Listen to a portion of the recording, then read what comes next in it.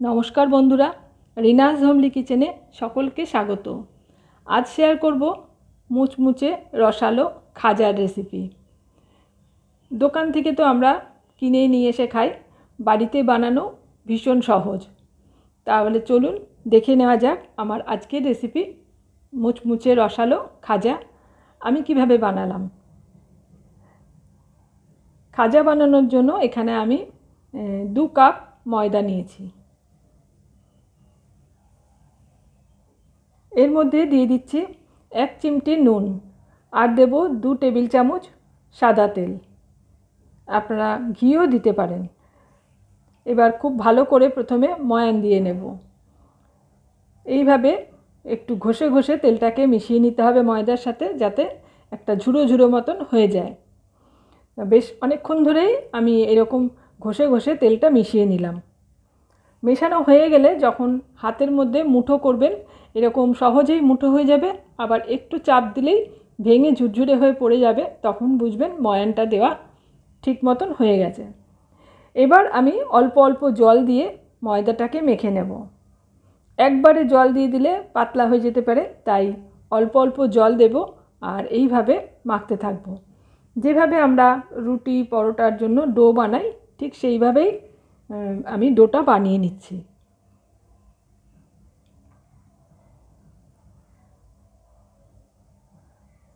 একটু ঠেসে ঠেসে মাখতে হবে, তাহলে মানে খাজাটা একটু মুচমুচে হবে।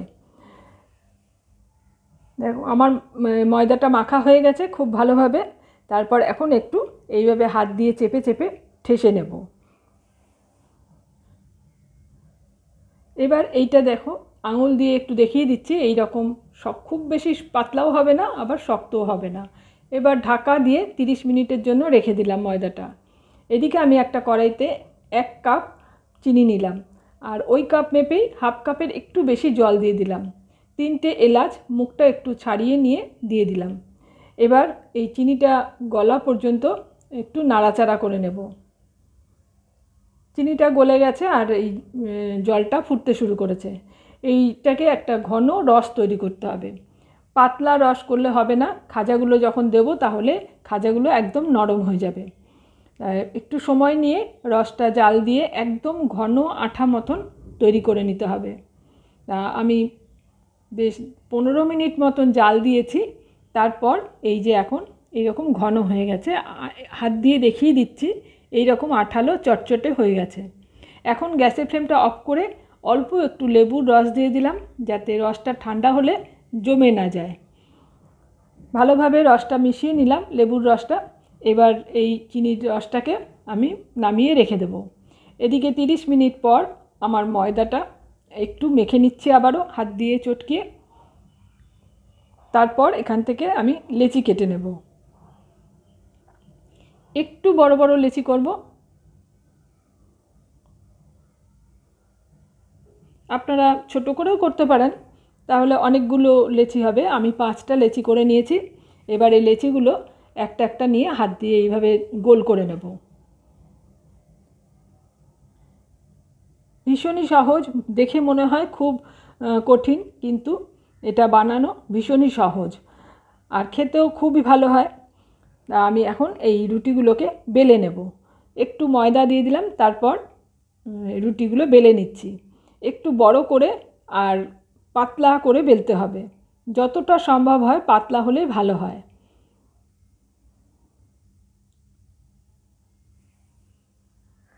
এই যে এরকম পাতলা করে আমি বেলে নিয়েছি। এটা আরও পাতলা হলে ভালো হয়। তারপর এটাকে রেখে দিলাম। আমি আরেকটা রুটি বেলে নিচ্ছি। একইভাবে এই একই মাপের বেলতে হবে সব কটা।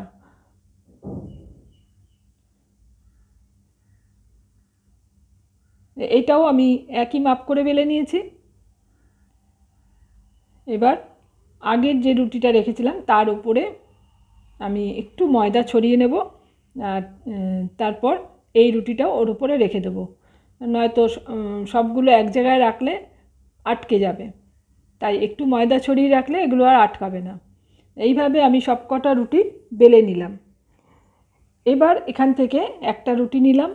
এবার এর মধ্যে অল্প একটু সাদা তেল ছড়িয়ে দিচ্ছি, এইভাবে মাখিয়ে নিতে হবে আর কি, ঘিও মাখিয়ে নিতে পারেন। তারপর ওপর দিয়ে এইভাবে ময়দার গুঁড়ো ছড়িয়ে নিলাম, হাত দিয়ে খুব ভালো করে এইভাবে মিশিয়ে নিলাম। এবার এর ওপর দিয়ে আর একটা রুটি দিয়ে দেব। তারপর হাত দিয়ে টেনে টেনে তলারটার সাথে সমান করে লাগিয়ে নেব।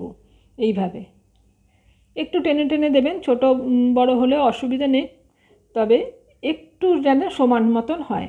তারপর আবারও আমি তেল মাখিয়ে নিলাম, আবারও ওপর দিয়ে ময়দা ছড়িয়ে দেব।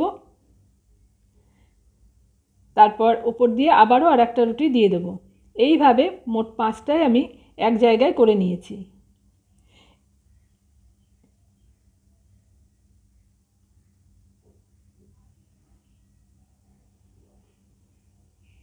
পাঁচটা রুটিকে আমি এক জায়গায় করে নিলাম, একটু টেনে টেনে সব কটাকেই সমান করে দিয়েছি। এবার এই ওপরের রুটির মধ্যেও একটু তেল লাগিয়ে নিতে হবে। তারপর এর ওপর দিয়েও ময়দা ছড়িয়ে নিলাম, ময়দাটা ভালো করে একটু হাত দিয়ে ঘষে মাখিয়ে নিলাম। এবার এই একটা ধার থেকে এইভাবে মুড়িয়ে রোল করে নিতে হবে।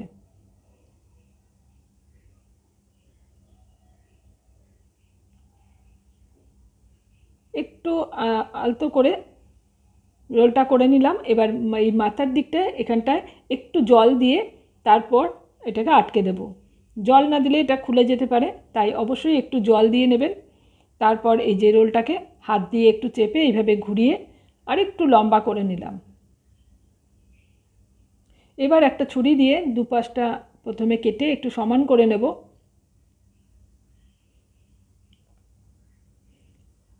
এবার এখান থেকে এইভাবে মাপ করে সব কটা যাতে সমান মাপের হয় এমনভাবে কেটে নেব লেচিটার থেকে।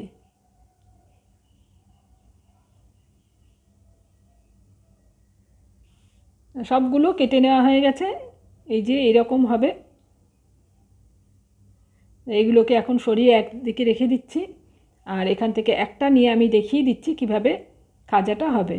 এই যে দুটো আঙুল দিয়ে মাঝখানটা একটু চেপে দিয়ে তারপর একটা বেলুনি দিয়ে এইভাবে আলতো করে একটু বেলে নিতে হবে।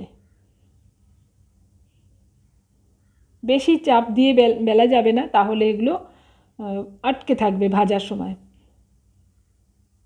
খুব আলতো করে বেলে নিলাম। সব কটাই আমি একইভাবে যে বেলে নেওয়া হয়ে গেছে।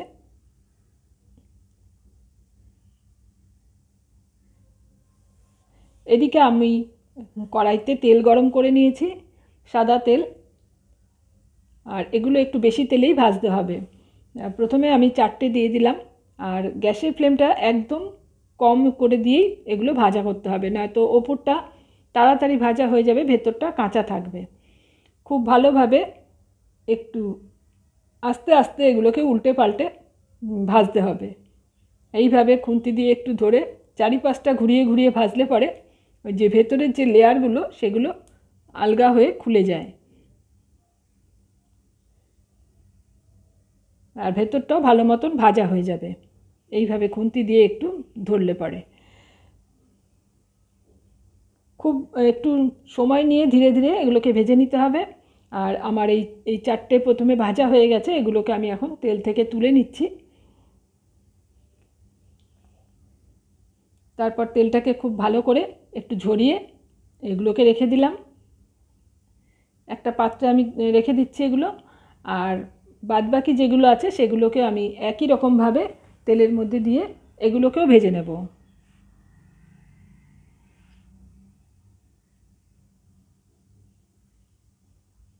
কোনো রকম খাবার সোডা দেওয়ারও দরকার হয় না, এগুলো মাখার উপরেই যত ভালো মাখা হবে তত এগুলো ক্রিস্পি হয়, সুন্দর মাখা হলে পরে আর কি।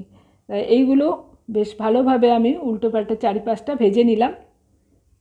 আর আরেকটু ভাজা হবে ততক্ষণে এইগুলো আমি রসের মধ্যে দিয়ে দিলাম। প্রথমে যেগুলো ভেজেছিলাম এইগুলোকে রসের মধ্যে দিয়ে এবার চামচ দিয়ে ভালো করে উল্টে পাল্টে চারিপাশটা যাতে রস লাগে এইভাবে নেড়ে চেড়ে রসটা লাগিয়ে নেব। একটু চামচে করে তুলে রস ওপর দিয়েও দিয়ে দেবো। আর খুব বেশিক্ষণ রসের মধ্যে রাখার দরকার নেই, এইভাবে রসটা ওপর থেকে দিয়ে তারপর আমি এগুলোকে একটা একটা করে রস ঝরিয়ে তুলে নেব।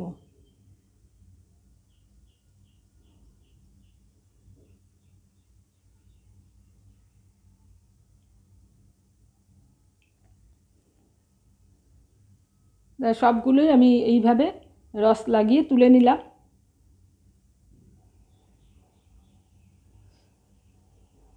আর ওদিকে আমার যেগুলো ভাজতে দিয়েছিলাম সেগুলোও ভাজা হয়ে গেছে, সেগুলোকেও আমি তেলের থেকে এখন তুলে নিচ্ছি।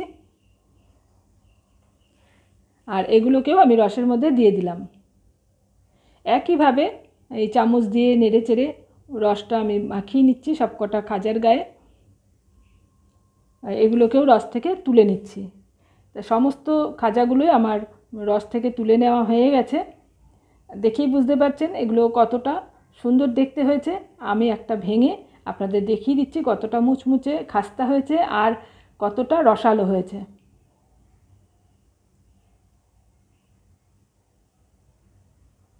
আমার আজকের এই খাজার রেসিপি আপনাদের কেমন লাগলো কমেন্টসে জানাবেন। ভালো লাগলে লাইক আর বেশি করে শেয়ার করে দেবেন।